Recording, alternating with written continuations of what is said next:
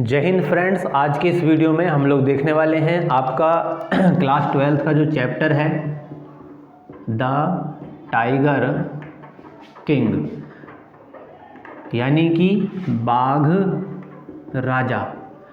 तो भैया आज हम इसकी कहानी देखने वाले हैं कि ये क्या कहानी है। कहानी बड़ी इंटरेस्टिंग है, बड़ी अजीबोगरीब कहानी है। एक भविष्यवाणी के ऊपर ये कहानी है कि क्या वो भविष्यवाणी सिद्ध होती है या फिर वो भविष्यवाणी गलत साबित होती है।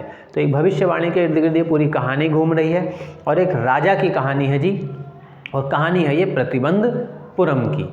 प्रतिबंधपुरम की कहानी है और एक राजा की कहानी है। तो सवाल यही खड़ा होता है कि उसको, अब देखिए नाम क्या रखा गया है, बाघ राजा। अब आपने ऐसा कभी नहीं सुना होगा, तो बाघ राजा उसको क्यों कह रहे हैं। तो पूरी कहानी जो है वो इसी रूप में है, जिसके बाद हमें ये पता चलेगा कि इसको बाघ राजा क्यों कहा जाता है। तो भैया कहानी कहाँ से शुरू होती है। कहानी शुरू होती है यहाँ से कि एक राजा, प्रतिबंधपुरम के एक राजा थे। उनके यहाँ एक पुत्र का जो है जन्म होता है। पुत्र का जन्म हुआ और पुत्र के जन्मदिन पर उन्होंने पूरे राज्य में, पूरे के पूरे प्रतिबंधपुरम में खुशियाँ मनाई, मिठाइयाँ बांटी, लोगों को हीरे जवाहरात बांटे और गायों को जो है दान किया गया और भी बहुत सारी जो है चीज़ें जो है की गई। क्योंकि राजा महाराजा यही सब करते थे, वो चीज़ों को दान में देते थे या खुश होकर जो है बहुत सारे उपहार, बहुत तरह के गिफ्ट जो है लोगों को देते थे। तो राजा के यहाँ जब पुत्र की प्राप्ति हुई तो ये सब किया गया। अब चूंकि राज्य में जो होते हैं ज्योतिषी, यानी कि जो भविष्यवाणी बताते हैं, क्योंकि वो हर राजा चाहता है कि जो उसके यहाँ पुत्र पैदा हुआ है वो भी एक अच्छा राजा बने, क्योंकि वो उसका उत्तराधिकारी होता है। तो उन्होंने अपने राज्य के सबसे, उनके दरबार के साथ में जो ज्योतिषी, जो सबसे अच्छे ज्योतिषी थे, उनको बुलाया गया और उनसे कहा गया कि आप जो है इस बच्चे के बारे में कुछ भविष्यवाणी करिए। तो उन्होंने बच्चे को देखा, उसके बारे में, उसका नाम वगैरह वो सब जानकर और उसके बारे में कहा कि भाई ये तो राजाओं का राजा बनेगा, ये तो योद्धाओं का योद्धा बनेगा, ये तो नायकों का नायक बनेगा, चैंपियनों का चैंपियन बनेगा। और जो क्या जी मतलब बस, और फिर चुप हो गए। और फिर उन्होंने आगे कहना जो है बंद कर दिया। तो राजा ने कहा कि भैया क्या बात हुई, तुमने तो बड़ा अच्छा जो है भविष्यवाणी करी है, मैं बहुत खुश हूँ कि राजाओं का राजा बनेगा, लेकिन तुम कहते कहते रुक क्यों गए। तो फिर ज्योतिषी ने कहा कि महाराज आगे जो इसकी भविष्यवाणी में लिखा है उसको हम बोलने के लिए ज़रा थोड़े मजबूर हैं, हम नहीं चाहते हैं कि हम वो बोलें। पर राजा कहता है कि तुम डरो मत, जो भी इसके भविष्य में लिखा है आप मुझे वो बता दीजिए। तो बताते हैं कि इसका जन्म जो है वृष राशि में हुआ है और वृष जो है और बाघ ये दोनों एक दूसरे के दुश्मन हैं, इसलिए बहुत ही जल्दी इस बच्चे को जो है, या इस जो आपका जो है नवजात राजा पैदा हुआ है, नया राजा है सर वो आने वाला भविष्य का, इसको जो है एक बाघ के द्वारा मार दिया जाएगा। अब ये बात सुनकर राजा को बड़ी हैरानी हुई कि ये कैसे होगा। तो माहौल, जो खुशी वाला माहौल था वो एकदम से जो है गमगीन हो गया, टेंशन वाला माहौल पैदा हो गया। लेकिन तभी क्या हुआ, एक घटना घटी। वो जो बच्चा था, छोटा सा बच्चा, नवजात शिशु पैदा हुआ अभी कुछ ही दिन पहले, उसकी उम्र लगभग इस समय 10 दिन की थी, वो सिर्फ 10 दिन का था।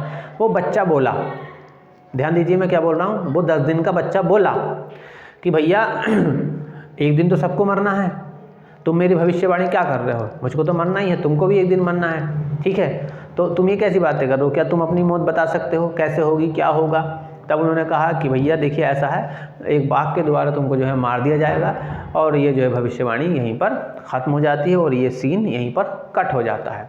अब धीरे धीरे क्या होता है भैया, समय बीतता जाता है।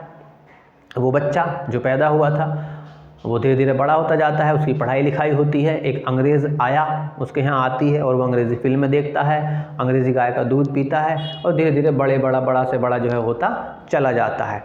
और जब उसकी उम्र 20 साल की होती है, तो 20 साल का होने से पहले ही जो उसके पिता थे उसका देहांत हो जाता है। तो 20 साल के होने पर अब ये जो बच्चा पैदा हुआ था 20 साल पहले, अब ये नया राजा बनता है प्रतिबंधपुरम का, उसका ही नाम रखा गया है बाघ राजा।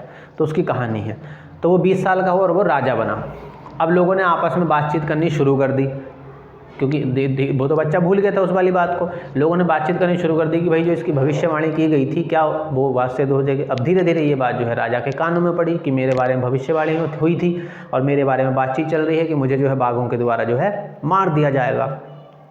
अब इन्होंने क्या करा, अब ये राजा तो बन गए, इन्होंने कहा ठीक है, बाघ मुझको मारे इससे पहले मैं ही एक बाघ मार देता हूँ जाकर, बात ख़त्म हो गई। अब वही अपने जंगल में गए, उन्होंने एक बाघ पर जो है निशाना लगाया बंदूक से अपनी और उसको जो है मार के घर ले आए, बड़े खुश हुए कि लो मैंने तो बाघ मार दिया, यानी कि अब मैं मर ही नहीं सकता, अब मैं जो है अमर हो जाऊंगा। उन्होंने उस ज्योतिषी को बुलाया जिसने 20 साल पहले भविष्यवाणी कर दी। अब तो वो काफ़ी बूढ़ा हो गया था। तो उसने कहा कि महाराजा देखिए ऐसा है, भले ही आप 99 बाघ इस तरह से मार सकते हो, कोई प्रॉब्लम नहीं होगी, लेकिन 100वां जो बाघ होगा वो आपको जो है नहीं छोड़ेगा या उससे जो है आपकी मृत्यु हो जाएगी।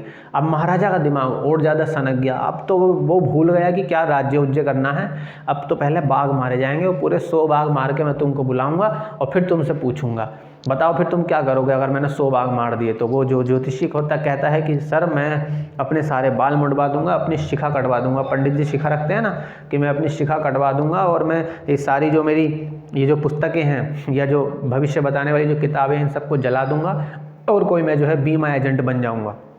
महाराजा ने कहा ठीक है तुम तैयार रहो, क्योंकि मैं एक दिन 100 बाघ मार के तुमको बुलाऊंगा।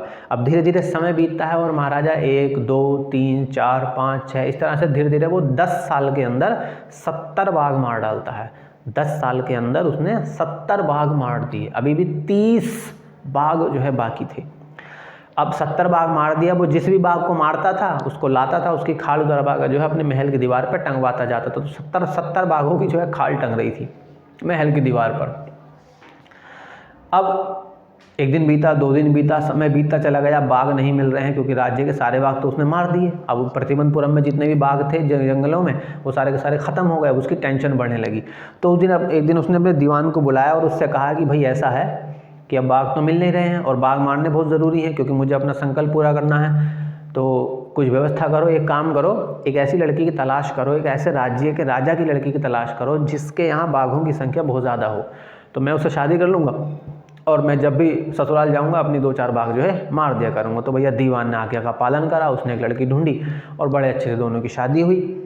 शादी होने के बाद जब भी ये अपनी ससुराल जाता राजा, तो वहाँ पे जाने के बाद 2 या 3 बाघ हर बार में मार दिया करता था। तो इस साल से धीरे धीरे जो है उसने 30 जो बाकी के बाघ बचे थे उसमें से 29 बाघ जो है मार दिए, यानी कि टोटल 99 बाघ वो मार चुका था। अब उसके ससुराल के राज्य में भी जो है बाघ खत्म हो गए। अब यहाँ भी ख़त्म, वहाँ भी ख़त्म, अब कहाँ से बाघ मारें। अब इसी दरमियान क्या हुआ, एक घटना और घटी। वो एक घटना ये घटी कि जिस समय ये जो 10 साल का समय था जब इसने 70 बाघ मारे थे, तो उस समय घटना और घटी थी। वो घटना ये थी कि ये कहानी उस समय की है जब अंग्रेज़ों का राज वगैरह चलता था भारत में, उस चीज़ को लेकर। तो एक ब्रिटिश अधिकारी था और उसको जो है बाघ मारकर और बाघ के ऊपर पैर रखकर बंदूक हाथ में लेकर जो है फ़ोटो खिंचवाने का शौक़ था। तो वो अब अचानक उसका मन हुआ कि चलो प्रतिबंधपुरम चलते हैं, वहाँ पे जो है बाघ मारते हैं। अब राजा तो अपने संकल्प के, क्योंकि वो नहीं चाहता था कि और कोई बाघ मारे। इवन उसने तो नियम भी बना दिया था कि अगर किसी ने बाघ की तरफ जो है पत्थर भी फेंका ना तो उसकी सारी संपत्ति जब्त कर ली जाएगी, सब कुछ उसका घर बार जो है जब्त कर लिया जाएगा।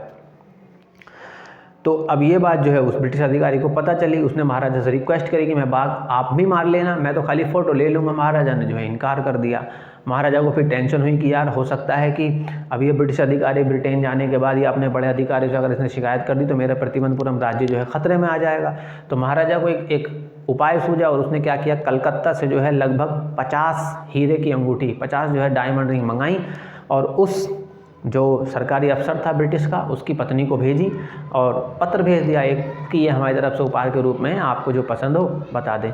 तो उधर से एक पत्र आया वापसी में कि भैया आपके उपहार के लिए धन्यवाद। मतलब कि उसने 50 की 50 अंगूठी रख ली, उसने जो है एक भी अंगूठी वापस नहीं करी। 3 लाख का बिल आ गया 3 दिन बाद। महाराजा ने कहा चलो तो कोई बात नहीं, ठीक है 3 लाख का बिल तो है, तो पूरा का पूरा प्रतिबंधपुरम तो बच गया। तो ये घटना भी घटी थी बीच में। तो अब 70 वहाँ मार दिए और 29 यहाँ मार दिए। अब 100वें नंबर का बाघ जो है मुश्किल है पाना, वो नहीं मिल रहा है। अब दिन बीतते जा रहे हैं, दिन बीतते जा रहे हैं। अब इन पूरे इस 10 साल पहले के और 2-3 साल ये भी बीत गए, 3-4 साल शादी के बाद के। महाराजा ने राज्य की तरफ ध्यान ही नहीं दिया। अब तो उसने ठान ली कि मैं जंगल से तभी हटूंगा अपने जब मैं बाघ मार दूंगा 100वें नंबर का। अब पूरे राज्य में हड़कंप मच गया कि ये क्या हो रहा है, ये क्या हो रहा है। अब महाराजा परेशान है कि क्या किया जाए, क्या किया जाए। तो तभी एक खबर मिली कि भाई जो पहाड़ों की तरफ जो एरिया है हमारे प्रतिबंधपुरम का, वहाँ पर हिरन और बकरियाँ जो है ना वो गायब हो रहे हैं। तो अब गायब हो रहे हैं तो मतलब कोई उन्हें मार रहा है। तो ऐसा माना गया कि शायद वहाँ जो है बाघ उन चीज़ों को जो है मार रहा है। तो महाराजा ने कहा ठीक है एक काम करो कि वो जो गांव है उस गांव के 3 साल का जो कर है वो माफ़ कर दो, अगले 3 साल तक हम उनसे कोई कर न लेने वाले। महाराजा ने खुश होकर आगे दे दी। बाद में पता चला कि वो काम किसी और का था, कोई शिकार करे था उन लोगों का। तो महाराजा का फिर गुस्सा था गया, उसने उनका कर जो है 2 गुना बढ़ा दिया। बोले ऐसा है अब तुम डबल कर दो। गुस्सा है ना उसके अंदर, अब सबको अपनी नौकरी का खतरा हो रहा है। महाराजा ने दीवान से कहा कि भाई देखो ऐसा है, अगर तुम बाघ अगर नहीं ढूंढ के लाए ना 100वें नंबर का, तुम्हें भी नौकरी से निकाल दूंगा, सब लोगों को नौकरी से निकाल दूंगा जितने ही मंत्रिमंडल में है, पहले बता रहा हूँ। तो दीवान को टेंशन हो गई, भाई यार अगर इसको बाघ नहीं मिलेगा मारने के, इसके चक्कर में हमारी नौकरी भी जाएगी, हमारे जो है 20 बच्चे भूखे मर जाएंगे। तो बेचारा घर गया। अब चूंकि ये दीवान है महाराजा का, तो इसके यहाँ ना एक बाघ रखा हुआ था, सरकारी बाघ, जो मद्रास के पीपल पार्क से लाया गया था। अब इसके यहाँ रखा गया था, वो कहीं शिफ्ट हो रहे थे बाघ, तो एक बाघ इसके यहाँ रखा हुआ था। तो दीवान ने सोचा अगर मैं इस बाघ को महाराजा को दे दूँ तो मेरा काम सोल्व हो जाएगा, और उनके भी जो है, और वैसे भी ये बाघ जो है काफ़ी बूढ़ा हो चुका है, ये कुछ समय बाद तो मर ही जाने वाला है। तो उसने उसकी पत्नी ने मिलकर उस बाघ को जो है कार में चढ़ाया, और चढ़ाने के बाद उस जंगल में जहाँ महाराजा रुका हुआ था उसने वहाँ जाके उस बाघ को उतार दिया, और महाराजा को इशारा किया कि महाराजा देखो शायद उधर जो है बाघ मौजूद है। तो भैया महाराजा बड़ा खुश हो गया। महाराजा ने उस पर जो है निशाना लगाया और बाघ को मार कर जो है उसने कहा कि भाई अपने लोगों से चलो घर को चल रहे हैं अब जरा, अब मैंने बाघ तो मार ही दिए, अब उस ज्योतिषी को बुलाते हैं। तो भैया महाराजा तो चला गया। अब जो लोग बाकी थे जो उस बाघ को उठाने के लिए आए थे, उन्होंने कहा कि एक बार चेक कर लेते हैं। उन्होंने जब धोरा जाकर देखा तो बाघ बेहोश हो गया था, मरा नहीं था एक्चुअली, वो बूढ़ा बाघ था, कमज़ोर था। तो गोली की साउंड जब उसके यानी कि गोली उसके कान के पास हो गई तो वो बेहोश हो गया सदमे के मारे। अब इन्होंने सोचा अगर हम महाराजा यही बात कहीं जाके कि तुमने बाघ नहीं मारा है, बाघ तो जिंदा है, तो महाराजा और गुस्से में है, वो हमारी नौकरी खतरे में डाल देगा, तो भैया हम ही मार देते हैं। तो उनमें से एक शिकारी ने जो है उस बाघ को मार दिया, और मार के जो है उसको सजाकर जो है महल की तरफ ले गए। अब ले जाने के बाद महाराजा ने कहा जाओ जरा ज्योतिषी को बुला के लेकर आओ, जिसने कहा था कि तुम 100 बाघ नहीं मार पाओगे, 100 बाघ नहीं मार पाओगे। लेकिन पता चला कि वो ज्योतिषी तब तक मर चुका था।